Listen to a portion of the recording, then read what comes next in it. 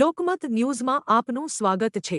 એક તરફ દેશના વડાપ્રધાન નરેન્દ્રભાઈ મોદીના વડોદરા આગમનને લઈને વડોદરા શહેરમાં કેટલાક વિસ્તારોને ચમકાવવાની અને વિકાસના દાવાઓ કરવામાં આવી રહ્યા છે, ત્યારે શહેરના બીજા છેડે રસ્તાઓની બિસ્માર અવસ્થા લોકો માટે મુશ્કેલીનું કારણ બની રહી છે।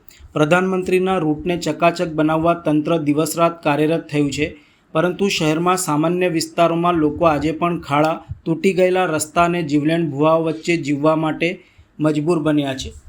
વડોદરા શહેરના મકરપુરા ડેપો પાસે આવેલ સ્વસ્તિક ચેમ્બર સામે રોડ ઉપર પડેલા મહાકાય ભૂવો હાલ સ્થાનિકોમાં ભારે ચર્ચાનો વિષય બન્યો છે।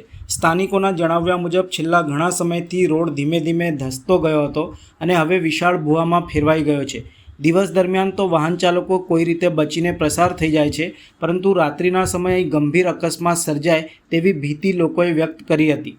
આ વિસ્તારમાંથી પસાર થતા દૈનિક મુસાફરો, જીઆઈડીસીમાં આવતા કર્મચારીઓ, સ્કૂલ કોલેજના વિદ્યાર્થીઓ તેમજ વેપારીઓ ભારે હાલાકીનો સામનો કરી રહ્યા છે। ખાસ કરીને વરસાદી મોસમ નજીક હોવાની લઈને પણ લોકોની ચિંતામાં વધારો થયો છે। જો સમયસર કામગીરી નહીં થાય તો સ્થિતિ વધુ ગંભીર બની શકે છે। સ્થાનિકોમાં કોર્પોરેશન સામે ભારે રોષ જોવા મળી રહ્યો છે।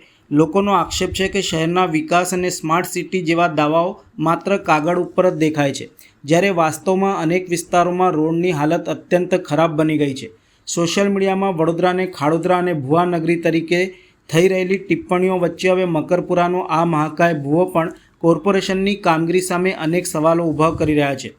તાજેતરમાં વડોદરા શહેર બીજેપી પ્રમુખ દ્વારા નવા કાઉન્સિલરોને સંબોધતા એવું કહેવામાં આવ્યું હતું કે અગાઉના સત્તાધીશોના કારણે શહેરને ખાડોદરાનું ઉપનામ મળ્યું છે। હવે ફરી વડોદરાને સાચા અર્થમાં વડોદરા બનાવવાના પ્રયાસો કરવાની જરૂર છે। જો કે સ્થાનિક લોકોનો સવાલ છે કે ચૂંટણી સમયે હાથ જોડીને મત માંગનારા નેતાઓ હજુ સુધી ફિલ્ડમાં ઉતર્યા નથી। સ્થાનિકોએ તાત્કાલિક ધોરણે આ ભૂવો પુરાવી રોડની મરામત કરવામાં આવે તેવી માંગ ઉઠાવી છે। લોકોનું કહેવું છે કે તંત્ર કોઈ મોટી દુર્ઘટના બને તેની રાહ જોવાના બદલે સમયસર કામગીરી કરે, જેથી નિર્દોષ લોકોનો જીવ જોખમમાં ન મુકાય।